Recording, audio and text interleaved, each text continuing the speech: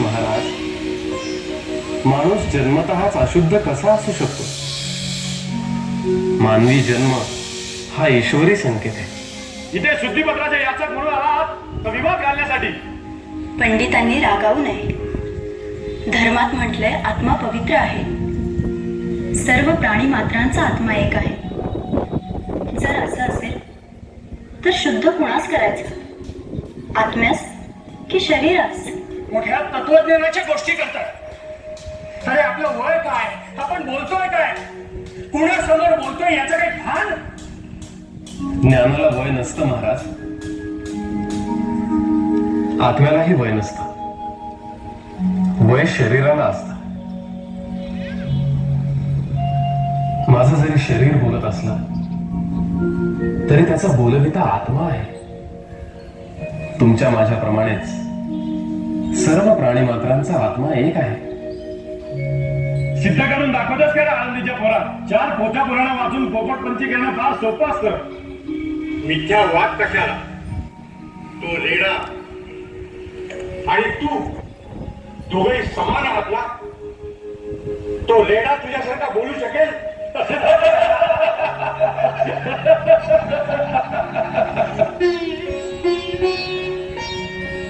जर त्याच्या आणि माझ्या आत्म्याचा संवाद घडला तर काय अशक्य?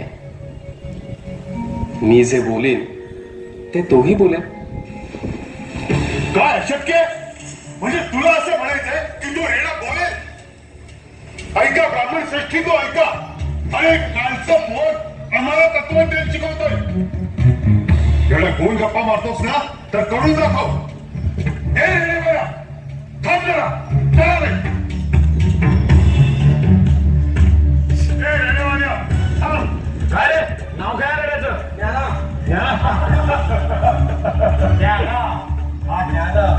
ज्ञान रे. दोघांचं नाव तर जुळ आहे. पाहूया आत्मा जुळतोय का ते.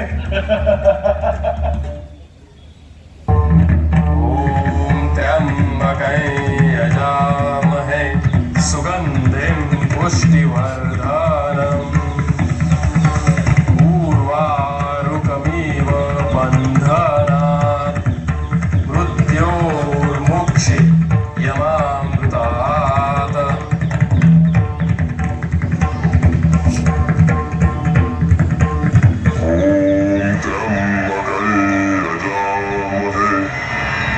सुगंधिं पुष्टिवर्धनम् उर्वारुकमिव बन्धनात् मृत्योर्मुक्षि यमामृतात्.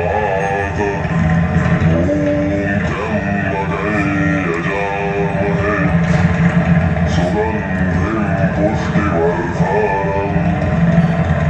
उर्वारुकमिव बन्धनात् मृत्योर्मुक्षि यमामृतात्. ज्ञानेश्वर महाराज की जय. ज्ञानेश्वर महाराज की जय. ज्ञानेश्वर महाराज की जय. ज्ञानेश्वर महाराज की जय. ज्ञानदेव, तुम्ही ज्ञानीदेव आहात. ईश्वराचा अवतार आहात. आम्ही पामरांनी तुम्हाला काय शुद्धीपत्र द्यायचं? तुम्हाला ओळखलं नाही आम्ही. क्षमा करा. ज्ञानदेव